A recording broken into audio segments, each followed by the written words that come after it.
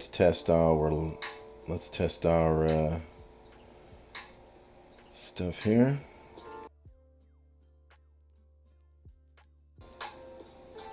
Hello everyone, just one moment. I'm just making sure all of my audio is set up here.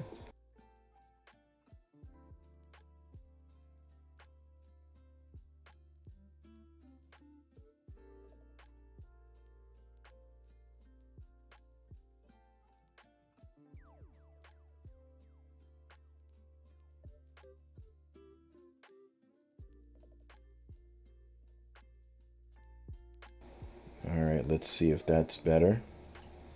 I want to be able to hear the music, but hear me over the music, so. It's pretty windy outside too right now. It's really whipping out there. It sounds like it's gonna SNOW. I hope not.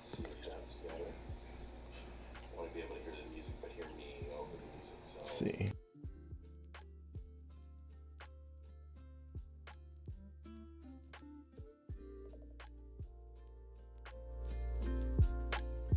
Let's try that a little bit there.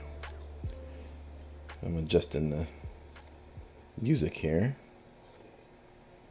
We'll start on the topic here momentarily.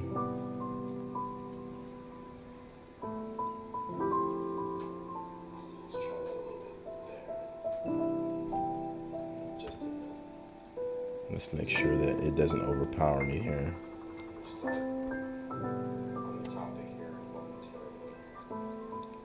Turn it down just a little bit more there. There we go.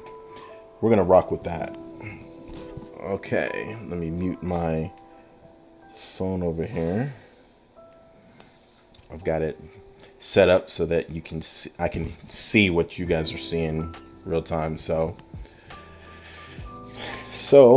hello everyone. It is Alex once again, and I hope that your holidays have been joyous and blessed, and you ate plenty of turkey in the last holiday and for Thanksgiving. Plenty of ham. I know I made plenty of ham and turkey, and we had dressing and sweet potato pie, no, pecan pie. We had macaroni and cheese. The macaroni and cheese, the ham, and the turkey was all smoked by yours truly. And then the wife, she did the giblet gravy and the dressing, and and I did the pecan pie. So yeah, so yeah, I like that apparently. So so tonight, as always, like, comment, share, subscribe to this channel. You can like, comment, share, subscribe to my other channel, Squiller's Delight. That's my cooking channel. I'm almost got 100 subscribers over there, so we're making progress over there. And then, as always, I want to give a shout out to the folks at Code Black. Dave, love you, brother. The folks at Capstone IT as well. They didn't ask for that, but we're assisting. We're doing some things right now.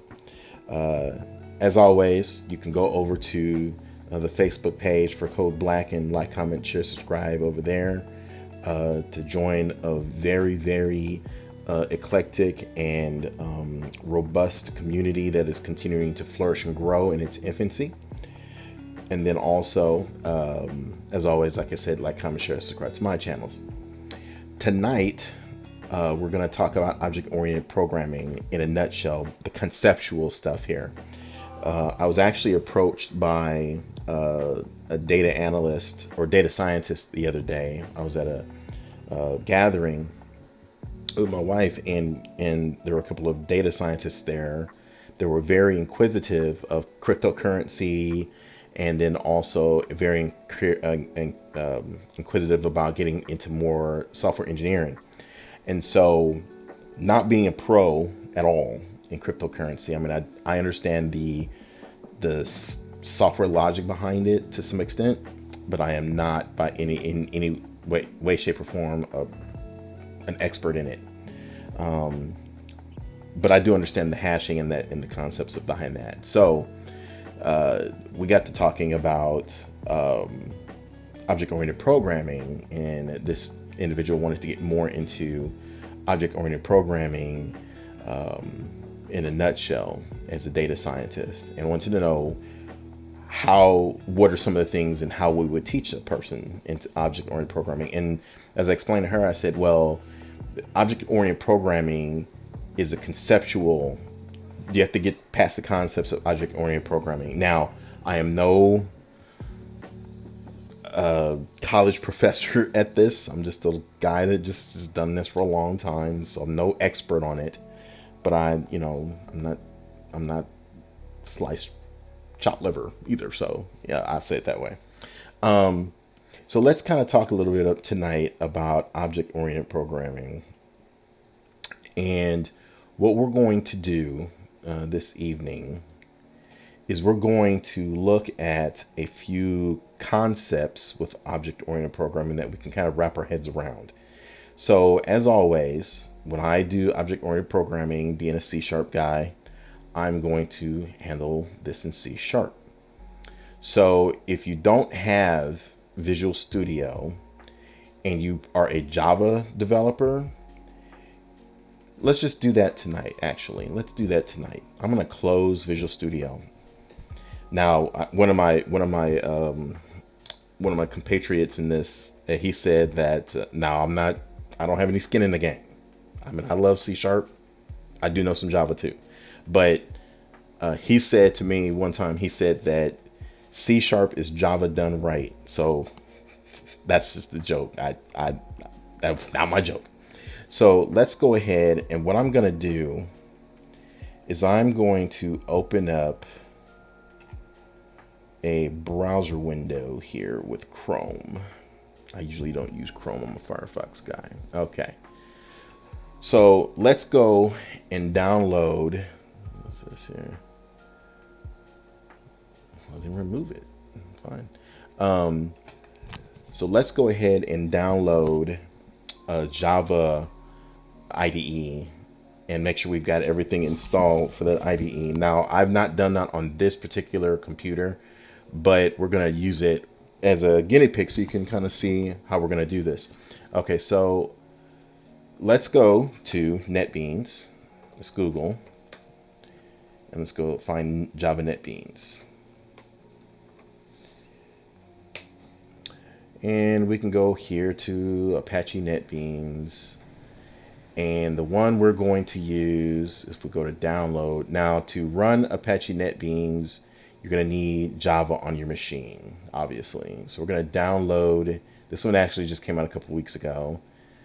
We're going to go ahead and install the 64-bit installer here. And it's telling us to use this particular site, so that's what we're going to grab it from. And you see we're downloading it right here. It's 413 megs. Okay. And while that's downloading, let me mute this here.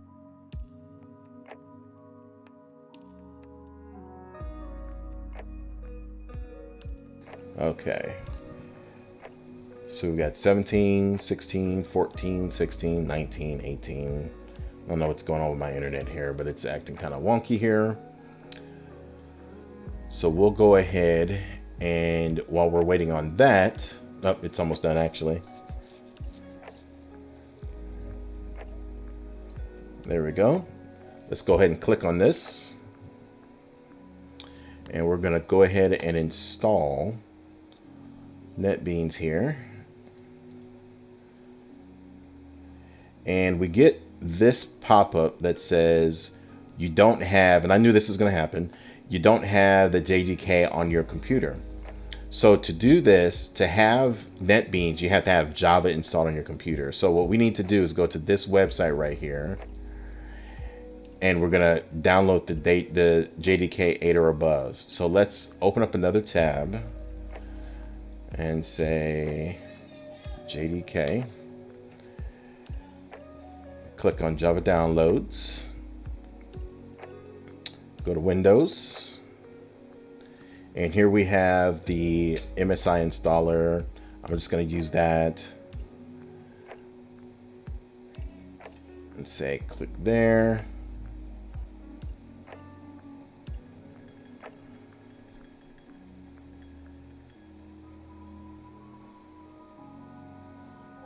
And then what's going to happen is we can install the JDK, and then we'll install the NetBeans, because you have to have a runtime and a developer's kit. So let's go ahead and install this. So click next. We'll install it on our machine.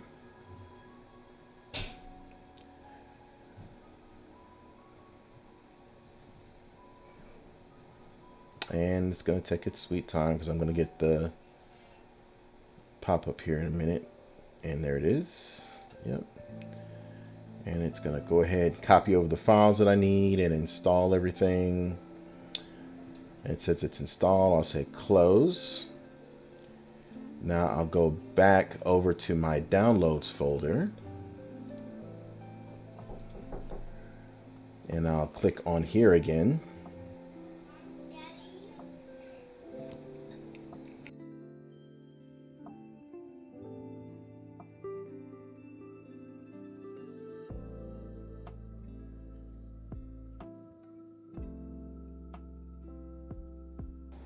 I got the 5-year-old who's out here tattling on somebody here.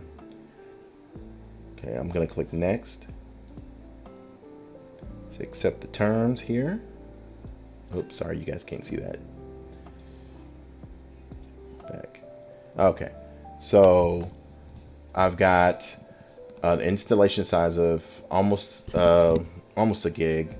So I'm gonna click next. I've already accepted the terms. It's going to install here. I'm going to click next, say install. And this is going to install NetBeans on our machine here. And depending on how fast your machine is, and you know, all of those different hardware things that you need on your machine, it may take a minute or two. So it's just gonna, it's already installed, so it's checking for updates out there, and it's gonna refresh. It's giving me third-party libraries, all that good stuff.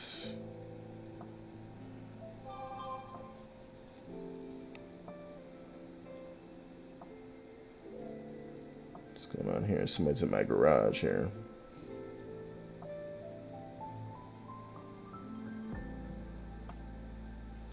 Oh, we're taking out garbage here. Okay, good. Okay, so we're all done. And now, if I minimize this, I'll say exit installer there. I should have NetBeans on my machine. So I'm sharing my second machine here. So the NetBeans splash screen is on my main machine, my main window here. And here we go. We've got our NetBeans here. Okay, so I'm going to say new project, and I'm just going to do just a regular Java project here. Now, Java is not my main language of choice, so I'm not really sure what all of these different types are, you know, Gradle and stuff. But I'm going to start with Maven because it says, you know, if you're new to Java, start with Maven. So we're going to start there. We're going to do a Java application. Okay. All right. So click next. It's going to go out there and find and make sure that we've got all of the stuff that we need there for Java.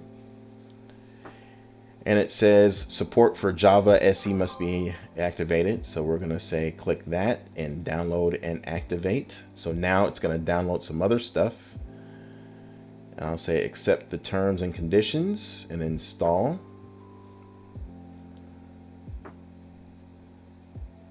Say finish. And now it's going to activate the SE, which I'm assuming this is a runtime of some sort, or some kind of a supporting library. And you see stuff starting to pop up in the background. So here's the name of our project, and we're going to call our project OOP Basics.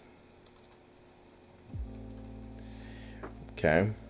And we're going to leave everything else there. Let's change this group ID to code black and say finish.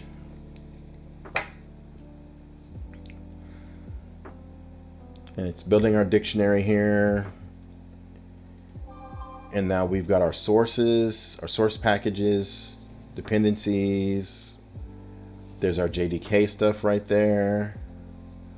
So we've got all of our Java libraries over here. Oh, I saw crypto in there too. Yeah. And then we've got project files out here as well. Now I won't get into what all of these are, but what I will do is I will come over here to source packages. Let me close this start page here. And let me drag this to the left a little bit. Now right click on here and say new Java class. And you see that we've got a pop-up here that says, give me a class name. So we're going to call this basic one or basics or something, basics. Okay. And say finish. And in the background, it's going to create a Java class here. And let's see if I can't zoom in here because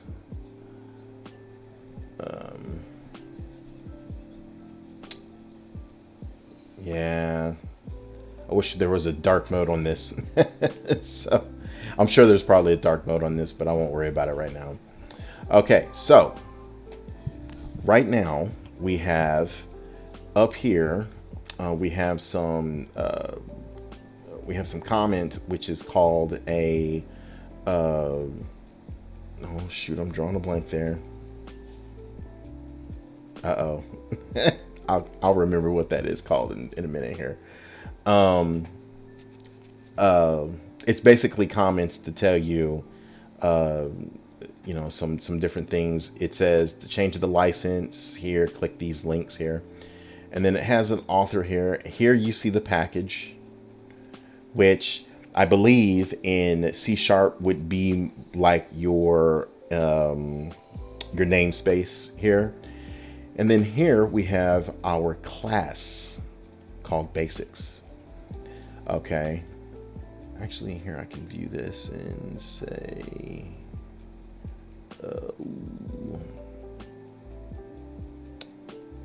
let's see, we can do the cold fold. I just need to get more in depth with NetBeans and Java and stuff. You can, there's other IDEs that you can use. I'm not a big NetBeans person, but just like I'm not a big Java person either. So, okay, so object-oriented programming. So let's think of it this way. Let me go to my little cheat sheet over here that you all can't see. Okay, so object-oriented programming is built around objects. What are objects? Well, objects are either code or data that are grouped into small units called objects. Okay. And you build all of your code based on those small groups of objects and collections of objects called classes, or and then every object in object-oriented programming has what you call different states. Okay, an object has let me back up for a second. An object has identity, which distinguishes it from any other objects that are anywhere in your code. Okay, they all have different states. Now that tells you the property of the object. It also tells you the values that of the properties that those objects hold. And then you have behavior, which represents external visible activity performed by an object in terms of changes in its state. So for example, if we have a simple class, and we have a class called basics. Okay. And let me actually create another class here, because I'm going to use that class for something else. So let's create another class. I don't know if you can do this. Let me do this the right way in Java here. Let's create another Java class over here. New Java class. We're going to call this circle. Okay. Now, the one thing about these classes I want you to recognize and look at and see is right here. You can see that it always references the same package, which is our namespace, which contains all of our classes inside of our program. Okay. So we've got our circle class. Now, circle is going to represent the geometric figure in a two-dimensional space. So we have coordinates for X, coordinates for Y, and we have A for the radius. I am not a math person. I'm just reading this example. There's probably, you know what? There's probably a better example. Let me find a better example. There's an easier example to know. Example. Let's use, instead of this, let's do this here. Let's delete this one. Discard. Let's delete this. Delete this class. Safely delete. Refactor. Now let's create a new Java class. And let's call this car. That's a better one to use. Okay.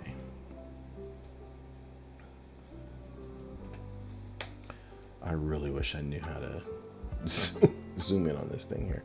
Okay, so car is a class that has different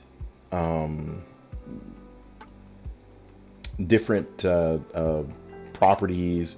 It's got different objects of that class. Okay, so let's look at a car. Let's define car. Okay, well, a car usually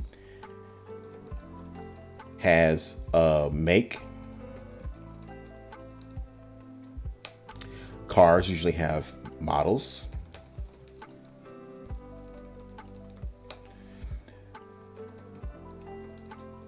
Cars usually have a year. Okay. So we have a make, a model, and a year.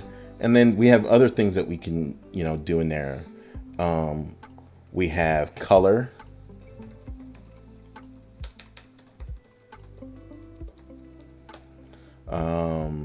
We have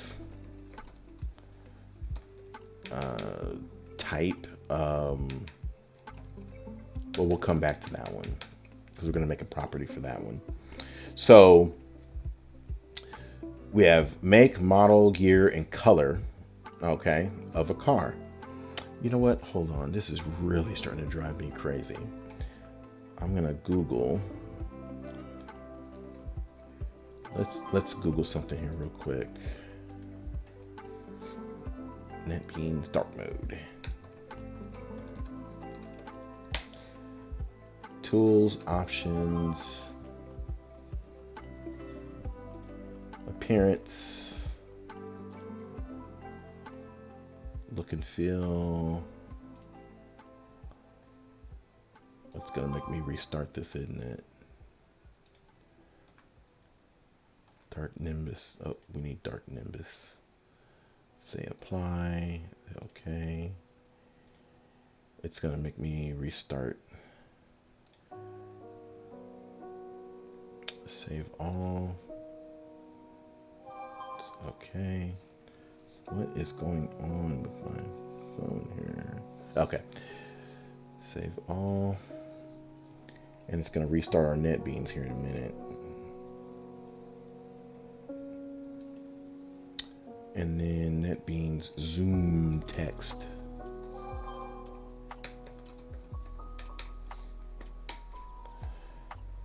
Alt, scroll wheel on mouse.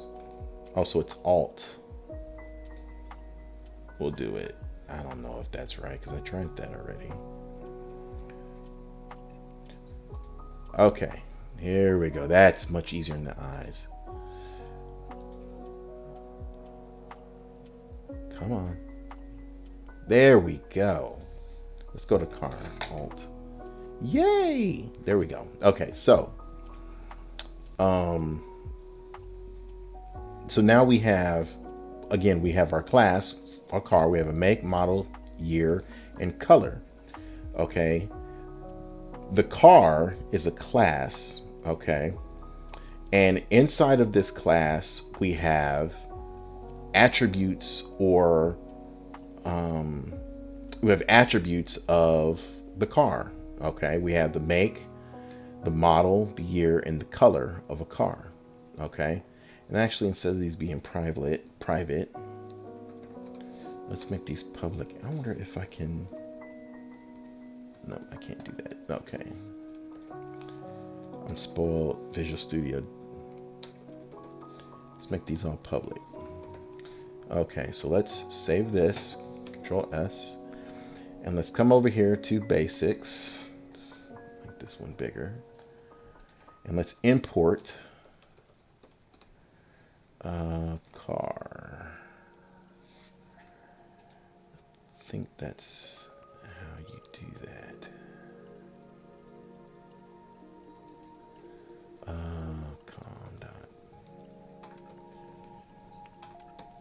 There we go. That's what I needed to do. All right.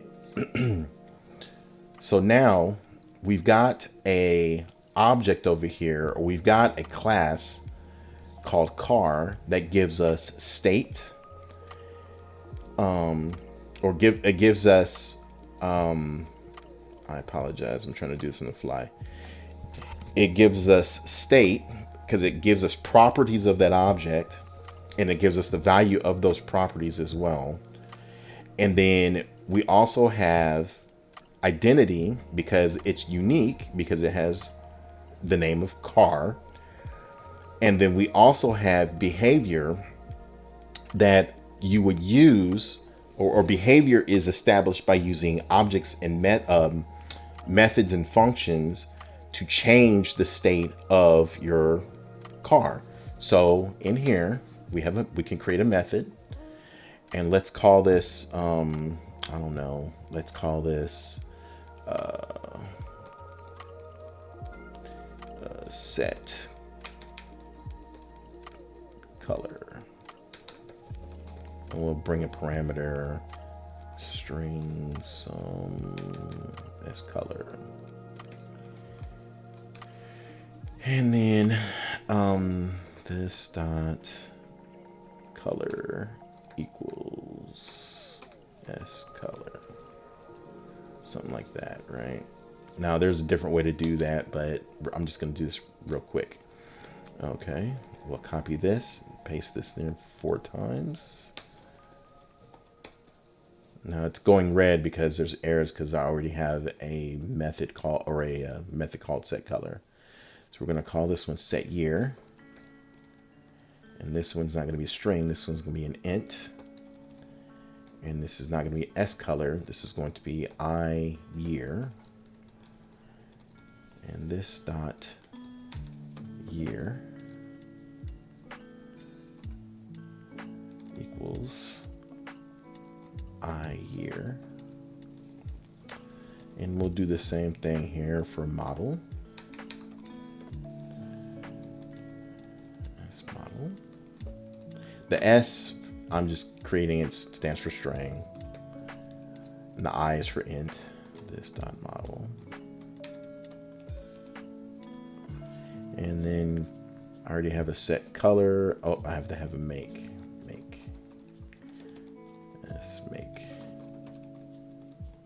Make, and change this one here as well.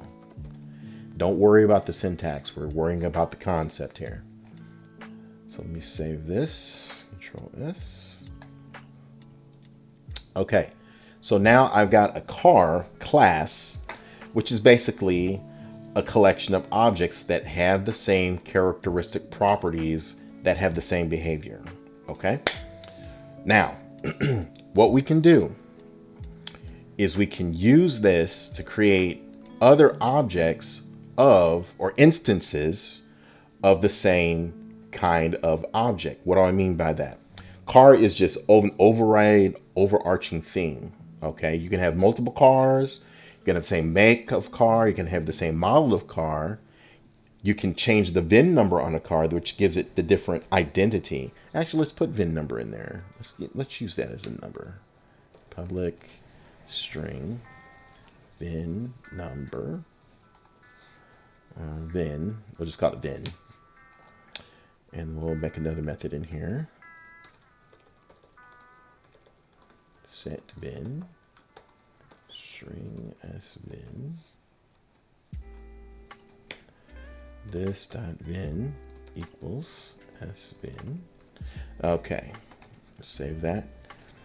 All right, so we have again a class that is going to be a collection of objects. Okay, the class, we can make multiple instances of that same class, and they will all be unique instances of that same class. Okay.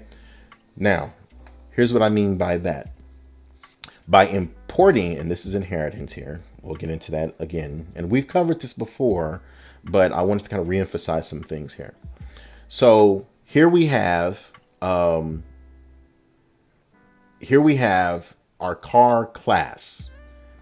We can use inheritance to inherit the properties, the state, the behavior of the car class and use it in this basics class here. So let's come over here in this basics class right here. And we're going to say, okay, well, what do I want to do here? Well, I want to create an instance. I'm going to make a Pontiac, a Volvo, and a Chevrolet, or a GM. We'll call it GM. I'm going to make 3 instances of those car classes. Okay. Now, what we can do is we can say car, and I'll say car 1 equals new car, like this. So what that does, and we'll make this one our Pontiac. Actually, we need to make a method in here. We can't do it that way.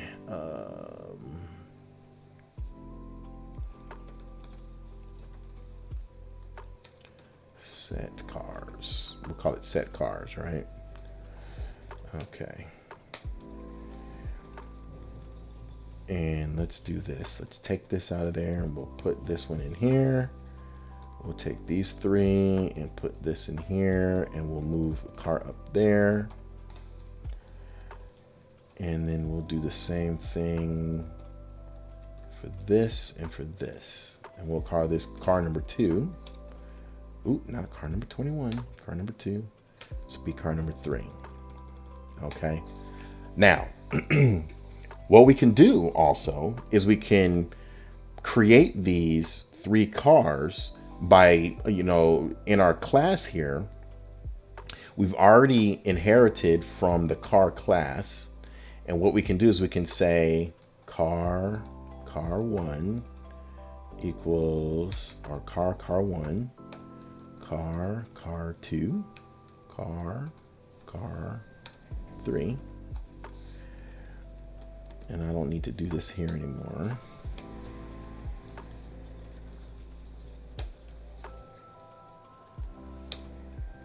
Okay. All right. I have no idea if this is going to work. Let me build this and see what happens. Build project.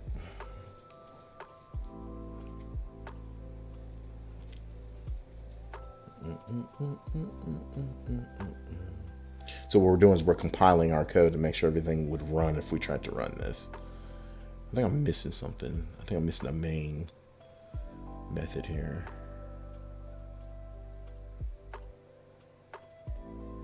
I don't know what it's doing all of this. This is why I like using, well, it built. So this is why I like using C# instead, because it's much faster than that. So in any case, what we can do is we can now set our car, because if you remember, the thing about objects are they have identity, they have state, and they have behavior. So what we can do is we can now take this Pontiac and we can give it a name. We can say car 1 name,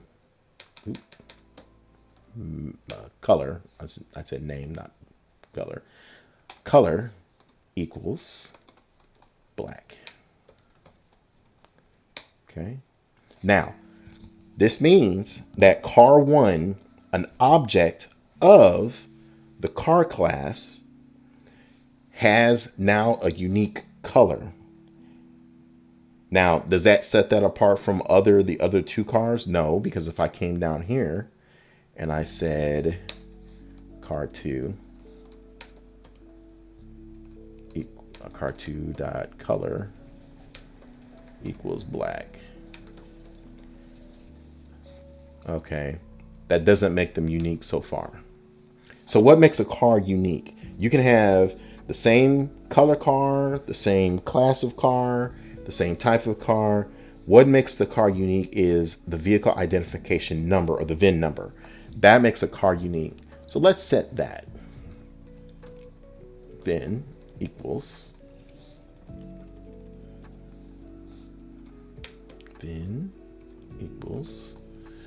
and we'll come down here and I'll show you what I'm talking about here. Car 3 VIN, blah blah blah.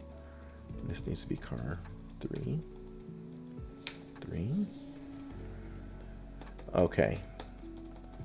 So if you know anything about VIN numbers, you know that you've got letters and numbers. So it looks something like 1Z 3L4 GZX53 or something like that, and 24.5, something like that. Okay, if I copy this and I say this would be 2Z, this would be a 4 in there, and let's make this something like that. And now I can change this car 3 VIN to 3. And let's make this one XY4Z2, something like that, right? Okay, well, that VIN number is too long. Okay. Now we have 3 different vehicles because the VIN number makes them unique here. They're all cars, okay? But what makes them unique at this point is the VINs are different. We can also come down here, we can say car 1, make equals Pontiac. And car 2, make equals a Volvo. And car 3,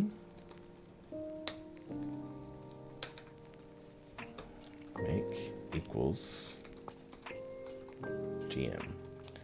So you start at the lowest level of your object, and then you start to branch out from there, which in making your objects more unique. Okay. Let me zoom out a little bit here. There we go. So now we have 3 different cars here.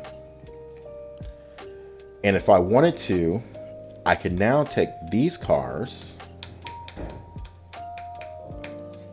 and I can create,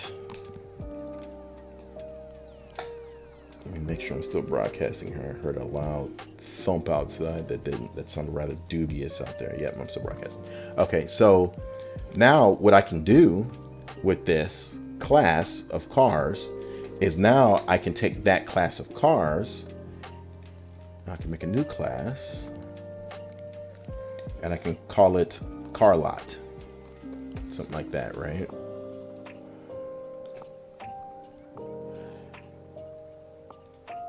Now, let me go back to my basics here. What I can now do is I can set all of my cars to public.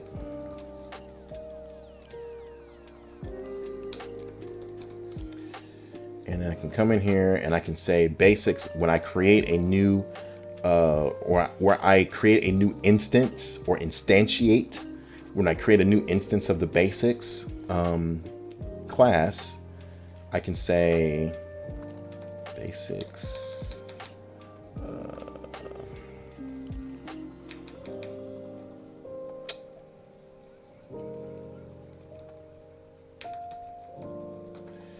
I can say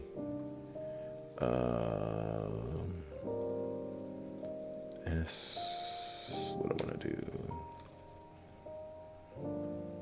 car C1, car C2, car C3. And what this is, it's called a gosh, I'm drawing a blank. This is called a constructor. Man, I'm having senior moments today.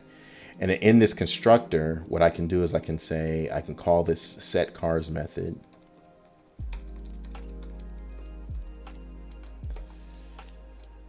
And I can say,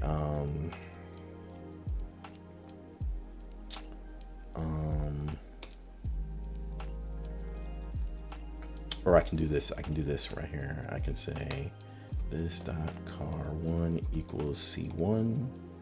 This dot car2 equals C2. Okay. Now, if I come over here to my car lot, let me import a copy of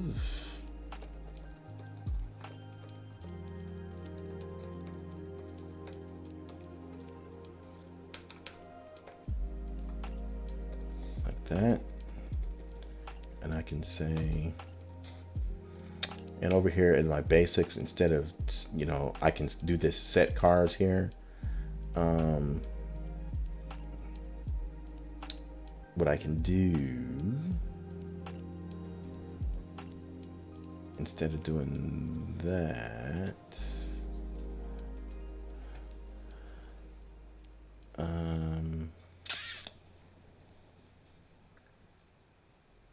I don't want to do this. Okay, yeah. This dot car equals C1. Okay, so if I come over here, I create a new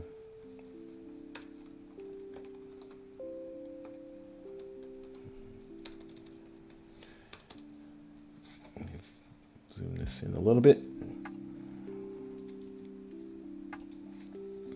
And then I come over here, you know, I'm gonna finish this little bit of code here, but I'm gonna open up my Visual Studio. I'm not a big Java fan, but okay, so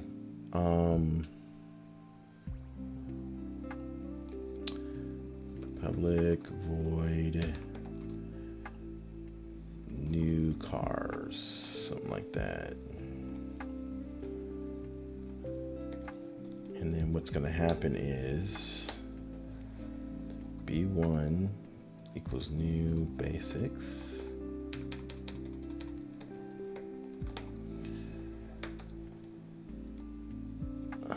Let's see, car1, car C1 equals new car, car C2 equals new car,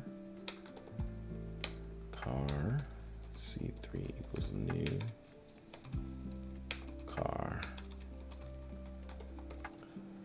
Okay, so in this one, I'm going to say C1, C2, C3, and semicolon.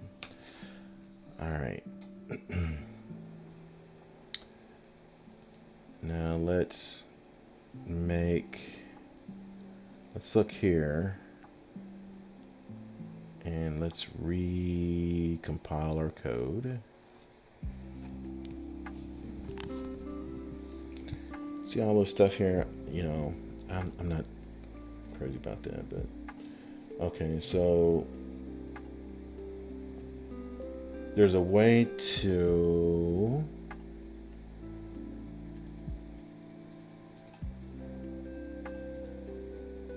wonder if I can.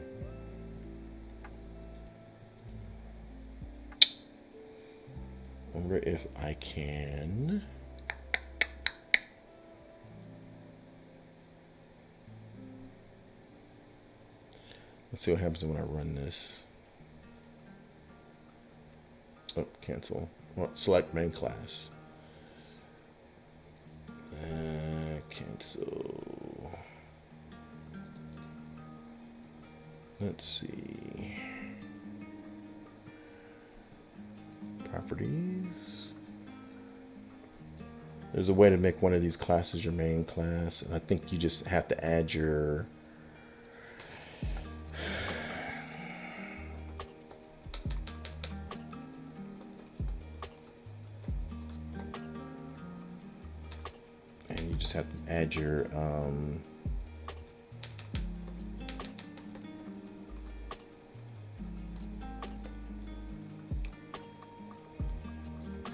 signature there for your main. I think that's how you do that with Java. I'm a little rusty with my Java here. Put this up here.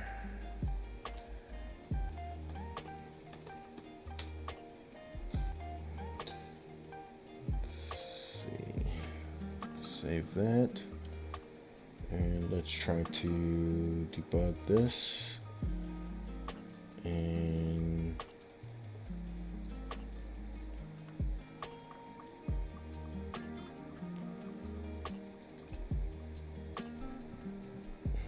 see, if I had done this in Visual Studio with C#, it would have created a main class for me already.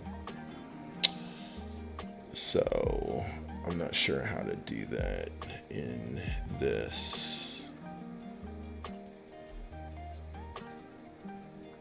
I think there's a main class to do it.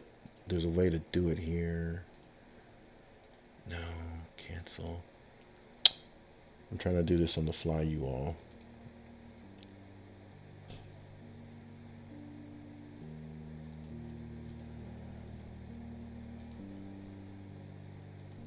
Well, when in doubt, Google it out.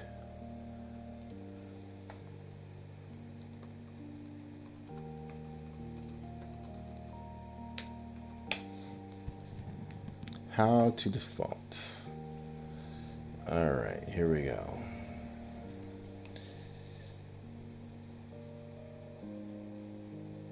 Right click the project node, properties, build, run, main. Oh, there we go. Main class, browse. Oh, it's not letting me do that.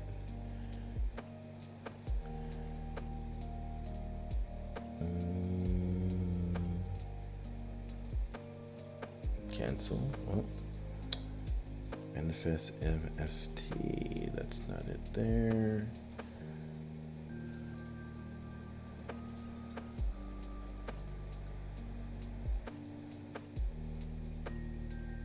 Right click on the project, properties, run.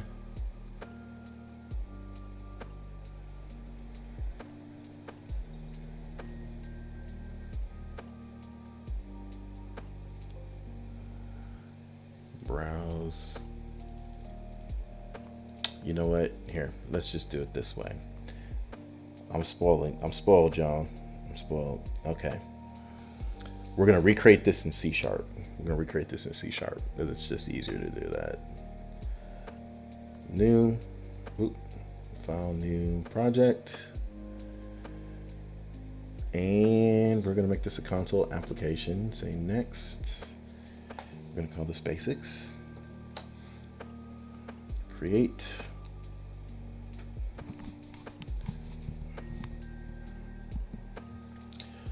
We're gonna take the same code. We're gonna do the same thing here, except in my C# here. So we have our namespace up here, which is like our package name here. And over here we've got our stuff over here. Show all files. Yep. Okay. I'm just going to take this code, these two classes. I'm going to take my car class. I'm going to copy it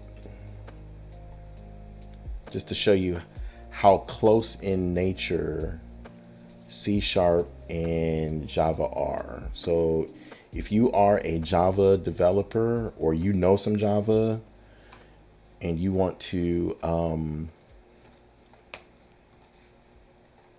do some C#, it's not much to it. You see, I just copied and pasted. There's no errors in there.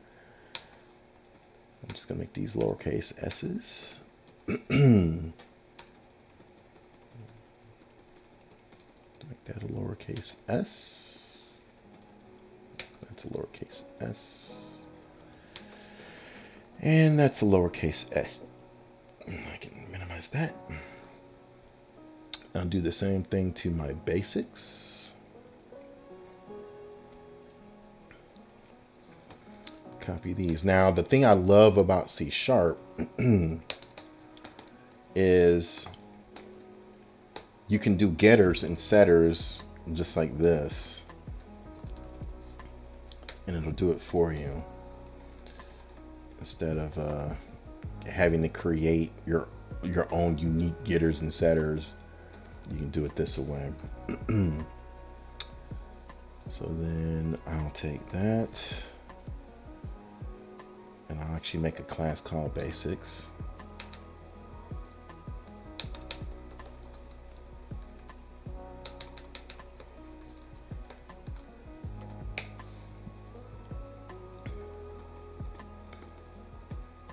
And then I'll take this. Copy all of this here and just paste it in there. Might get some errors. Yes, no, maybe. No. Okay. I don't know why it's doing it that way. It's kind of funky, but okay. And then I can do getter and setter there. Uh-oh. Get set. Let's copy these. There we go. These should be capitalized. See, that's the one thing I love about C# is it's got this IntelliSense functionality that will allow, and then there's other things that you can do in here. I can change stuff in mass or on the fly here. So watch this. I use this keyboard shortcut and I can change all of these at the same time instead of having to edit them one at a time. There we go. And then it's also got all of these little things here where you can, it tells you little tips and tricks that you can do. So instead of doing it this way, I can make my code neater instead of having to type all of that. Again, I'm just spoiled, you guys. I'll put double quotes there. And then I'll put my comma, comma, comma. Oop, that's not a comma there. That's much neater. And then I can repeat that process here. Boom. And then take this. Delete that. Make this a comma, comma. Get rid of that one. And then my semicolon there. And then do the same thing here. Now, what I'm showing you all, this is just more syntactical sugar. I got that from, I think that's something that Mike says all the time. He's the guy that's partnered up with me on a couple of videos here for Ink Code Black. Semicolon there. Control KD. Okay. That's much neater there. Okay. So now we've got our set cars method. We've got our constructor. And I told you what I was gonna. I knew I wasn't gonna forget that. This is called a boilerplate. It took me this long to remember that. That's called a boilerplate. It's just, you know, information about the code, the base that you're looking at there. Okay, so I've got this basics class here. Okay. Then I've got this car class here that sets some stuff for me. And I really don't need to. What I can do is I can actually do this. I can say change color. And I can say change color, change year. And I don't really need these anymore because the setters do that for the properties. Okay, so, and I can just make these properties as a matter of fact.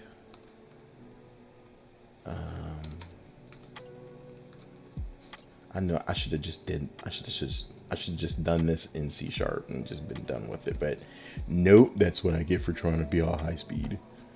Okay, and then these need to be capitalized. V for Vin. See, this is why I'm very partial to C# because it tells you that there's some things that you should be doing that make better sense that I'm not sure Java does. So this is nice and neat. Everything's capitalized. Everything has the correct type. There are properties that allow me to get data and set and put data into these objects here. And then here, car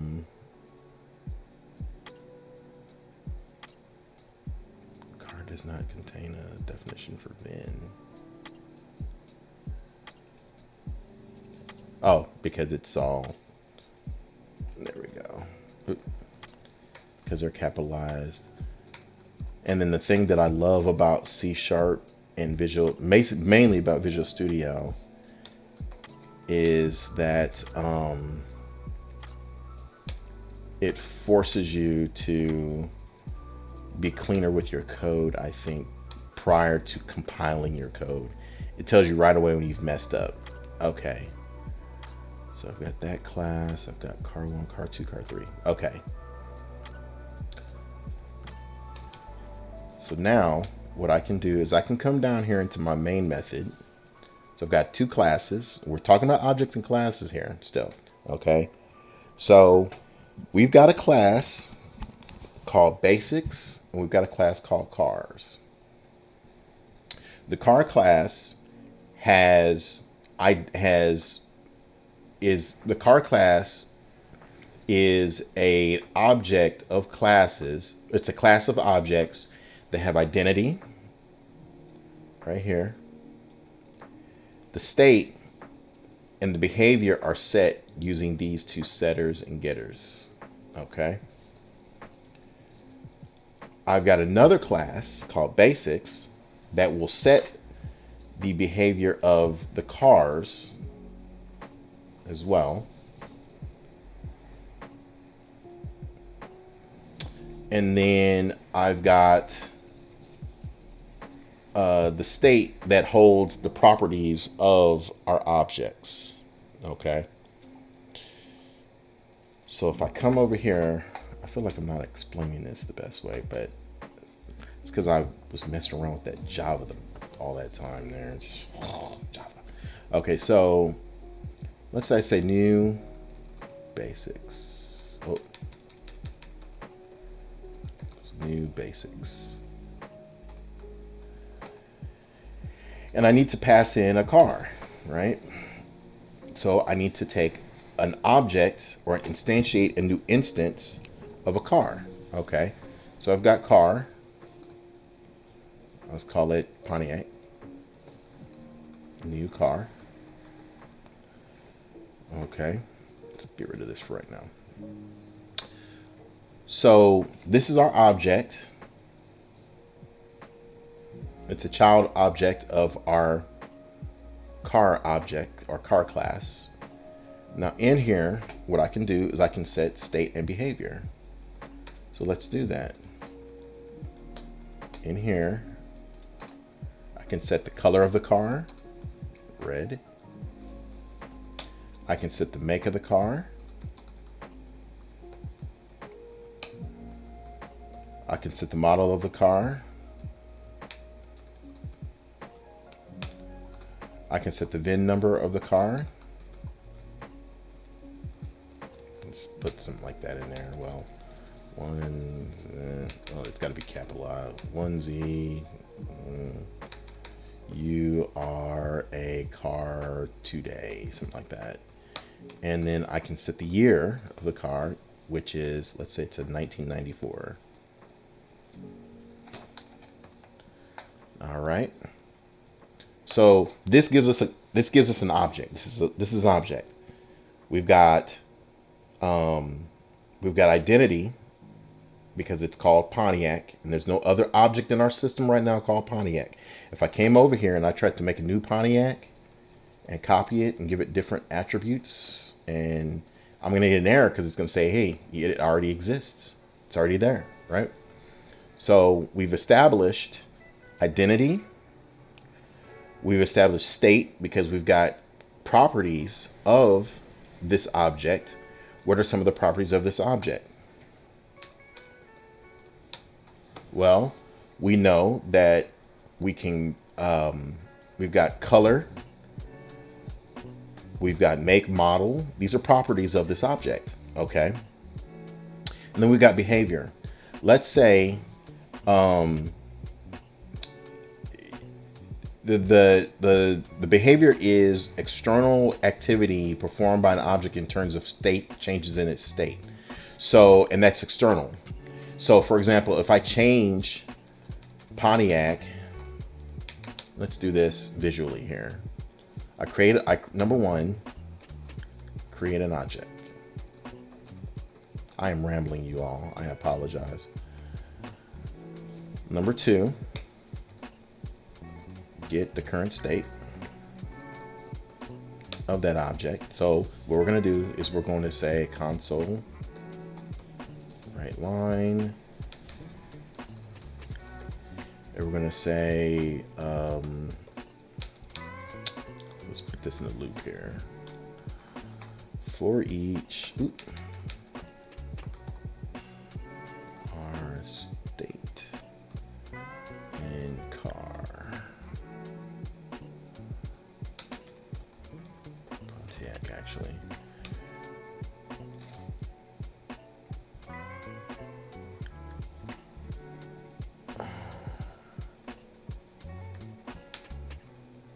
I can't do it that way. Alex, what are you doing? Okay. Let's just do it this way. Line. Current state of Pontiac. And I can say this right here. Copy this a few times. And I can say color. And I've got make. I've got model. I've got VIN. Copy one more. And I've got year. And let's put some, let's do some string interpolation here. Dollar. And we're gonna put Pontiac dot color. And make.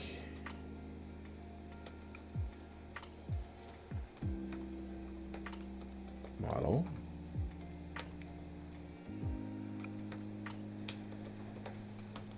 VIN. And year. Okay. So this is the current state of our object. Now, keep in mind, this has to do with the Pontiac object. Okay. Let's change the state in the next step.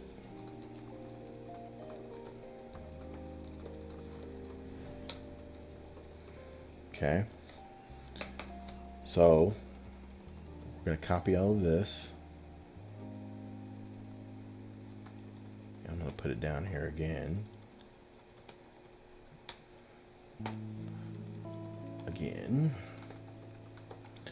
And then we're going to change some behavior. We're going to change the state of our Pontiac object. So let's take Pontiac and change the color.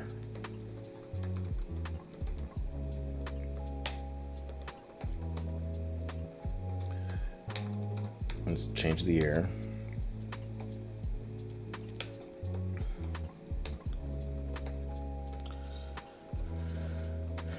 And we'll change it from a Grand Am to a Grand Prix.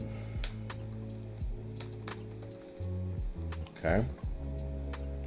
And then down here, let's do a console to pause. And let's just run that. So in this, we have an object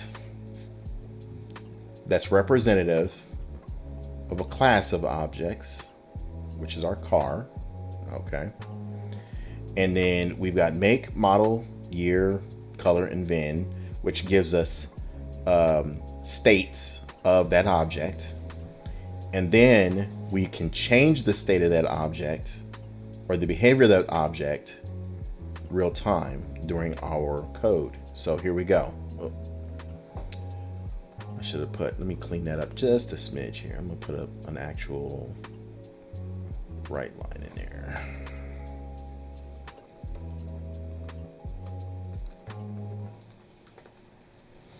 And actually it goes up here. Right there.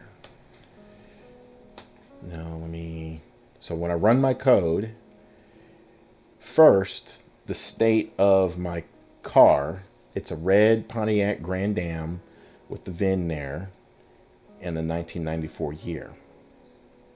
I can change the state of that object.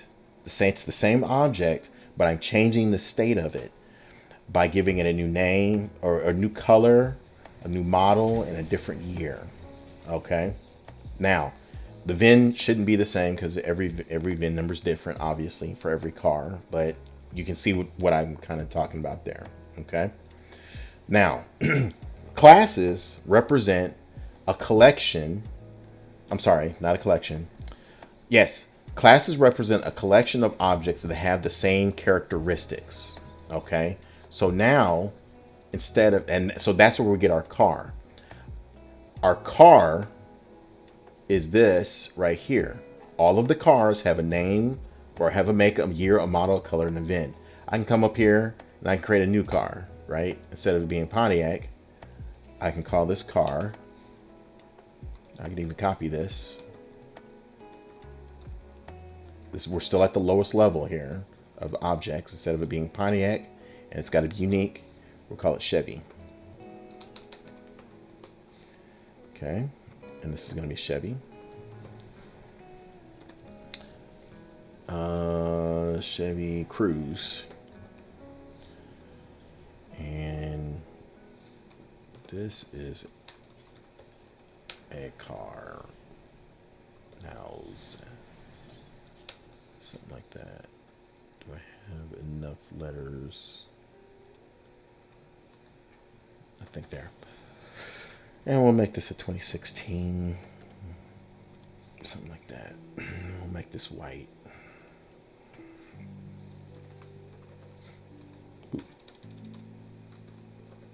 Okay. So now I have a completely different car. Still two cars, but they're different, unique vehicles. They're both cars, but they're different objects of the same class. Both cars, car number one, car number two. Okay.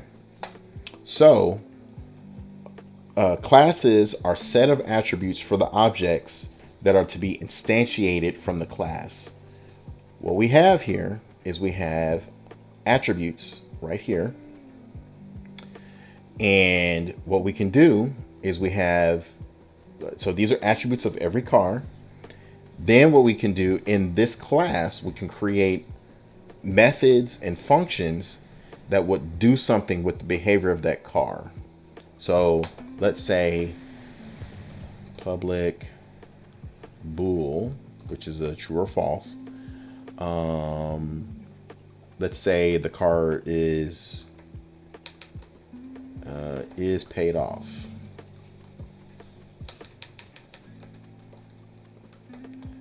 Okay. Oh.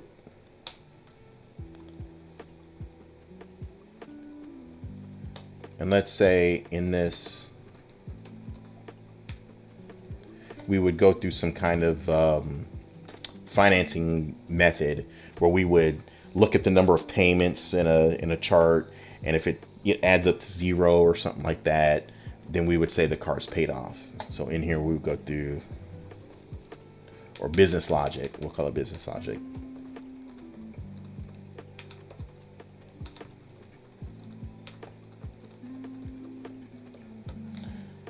And if it was paid off, let's say it's just paid off in this instance, then we could say it's true. Or let's do another one. Car is salvage. That's one that's quite often that, you know, has the car been in an accident?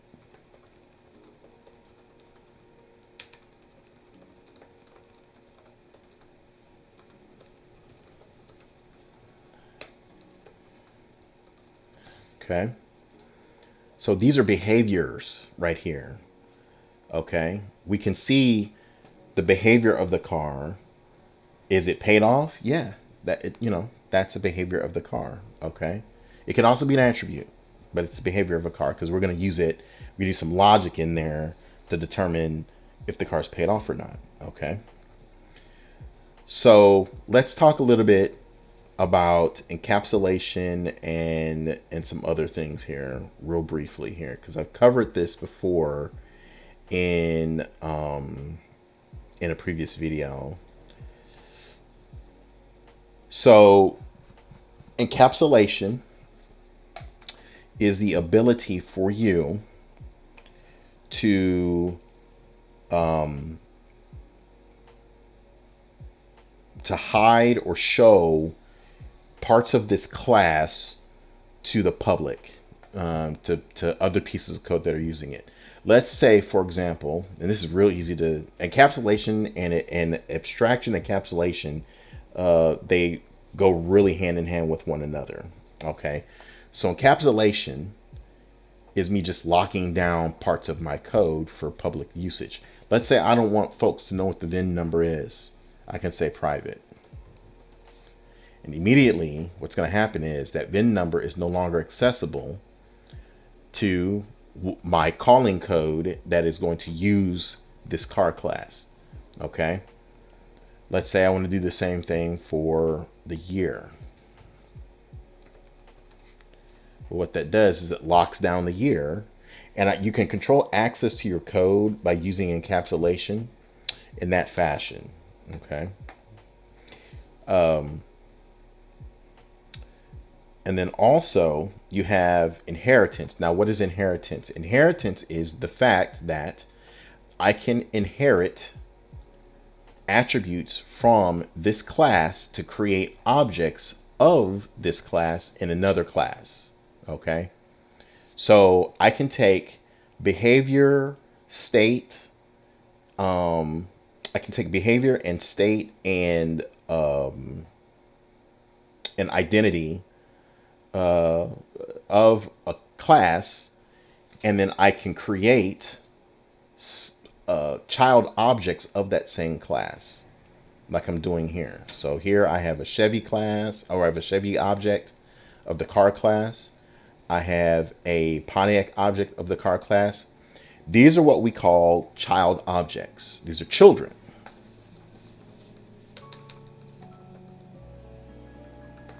These are children of the car class. Now, if I change the car class, then it changes. If I change the car class, then it changes all of the children that are assigned to the car class. That's one of the perks, but it's also one of the design things that you have to consider when you're using object-oriented programming. Because if I make a change here, like I did earlier, right? Let's say some wayward programmer comes in here. He says, you know what? I don't want them to see that. I want to make this internal. That would work because we're in the same namespace here. But let's say I have a different namespace over here, and it's not internal. Or let's say I make this private, like I did before. Well, that's going to make all of the code that inherits from the car class stop working. So you have to be very careful when you're instantiating a class that you're going to use with objects, that you're going to use to create child objects. There's some rules around that. There's the solid principles. There's there's so many acronyms out there that, you know, there's solid, there's API, there's all kinds of them there. So, and maybe in a future video, we'll go into solid principles of object-oriented programming or something like that. So, the video is getting a little long, so we're going to close up here. So for example, let's say this particular Pontiac, I can say,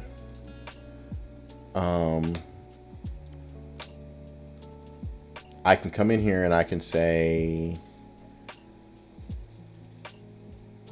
let's say the VIN numbers, if the VIN number starts with a 1, then it's going to be a salvage title. If it starts with a 2, then it's not salvage, right? And let's say we can say string VIN if VIN substring 1 equals a 1, then return true.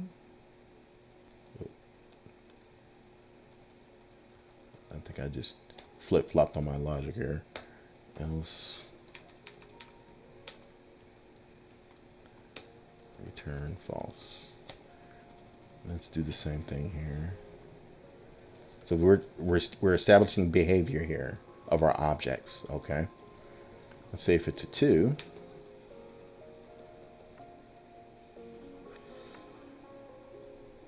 Then we're gonna say it's a salvage title. Okay. And instead of doing this, we can say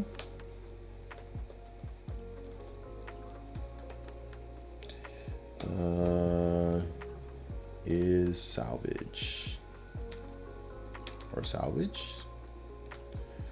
and say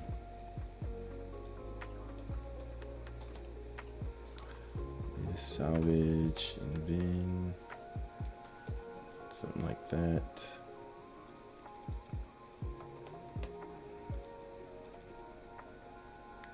And it's got to be capital.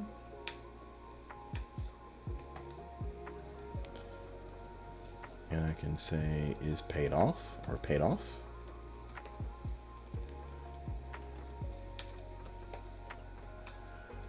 And I can do the same thing for my Chevy here if I wanted to.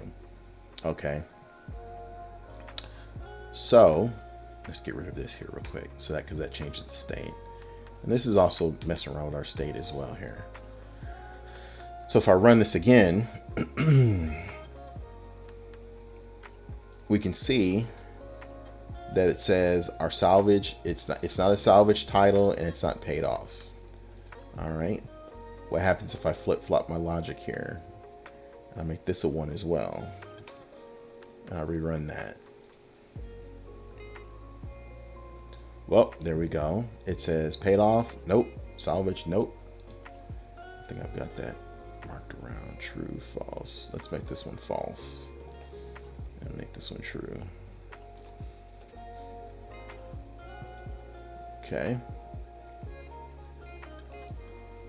So here we go. So now our salvage, it says, yep, we have a salvage title, but our car and our car is not paid off. Okay. So that's behavior. Okay. And it's also state, right? So what this is we are creating, just to recap, objects at the highest level form the foundation of object-oriented programming. An object can have a physical or conceptual existence. It has identity. Our identity for our car, or our set of car objects, is car right here. That's identity. Okay. No other object has make, year, model, color, and VIN. I could create another one, but it's going to have a different identity. We have state, which gives us our make, model, year, color, and VIN.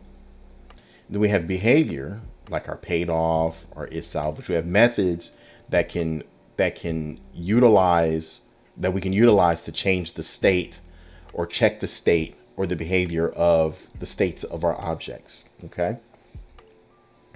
Encapsulation allows us to lock down parts of our code. So if I say private here,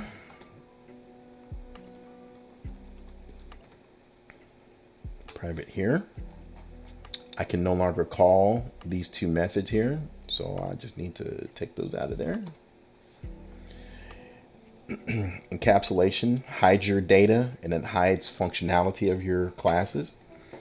Inheritance, I can inherit from one class to another, like I'm doing here. All of the attributes, the methods, everything that I can do inside of one class, one object to another object. And then there's polymorphism, which I did not get into today. That's just changing the structure of logic on the fly. Okay. So I apologize. We should have probably bypassed the Java stuff here. So I'm going to go ahead and end this video. The wind's really whipping outside. And so as always, like, comment, share, subscribe. This is kind of a rambling video. I apologize. I might follow this up with a different video in the future. Until next time, peace, love you, and you can do this.